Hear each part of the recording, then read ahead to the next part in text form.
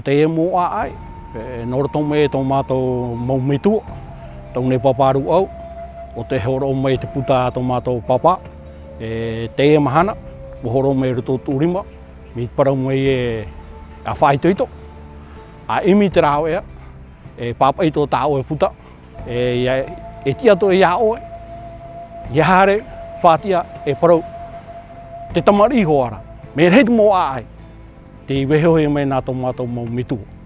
Tāu e whaohipa nei te mahana, whawhānau rā, te maui api. E heo nai mai tamari e wo tuea mai te tāai e whawha, e tara hamani heo mai, pēni heo mai, e whawha nei tara, te mahana, me mai teina. E po mai teina e tera rehoe, o te mea te whai ioi wahai mai ra. Te nāro pe tāparo pāre e, o toina na heo mai, parau nā mo tupuna, pānei mai ao e te mahana, nā o e whaohipa. Pour illustrer les légendes de ce recueil, ma première démarche a été de lire et de m'imprégner de chaque texte, d'en tirer des éléments clés justement de ces textes. Ça peut être des espèces de plantes, ça peut être des espèces d'animaux comme des poissons, des chevrettes, de faire des recherches sur Internet et de les intégrer justement dans la composition de l'illustration. Je commence vraiment l'illustration par l'étape du croquis. Je commence directement sur tablette et donc je vais commencer à faire une composition à partir des éléments que j'aurai sélectionnés en les intégrant à une composition qui sera plus faite avec des motifs polynésiens.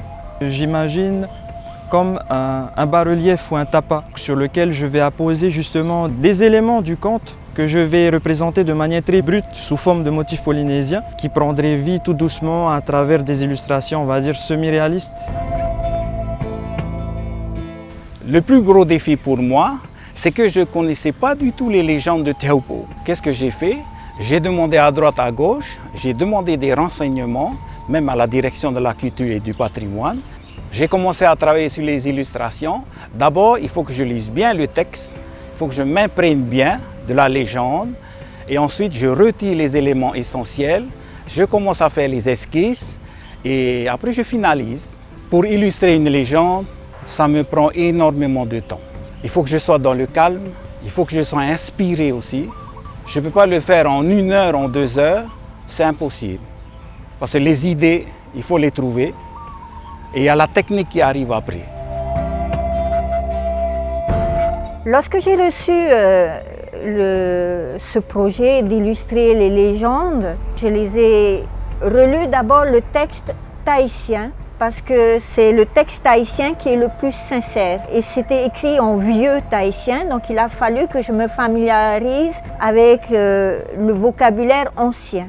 Puis il a fallu que je me rende sur place pour certains des endroits parce que ce sont des légendes qui évoquent la toponymie. Donc c'est véritablement un travail de recherche. Il a fallu faire des recherches dans le dictionnaire, dans des manuscrits et aller sur place. La légende qui m'a inspirée, c'est celle de Honuura.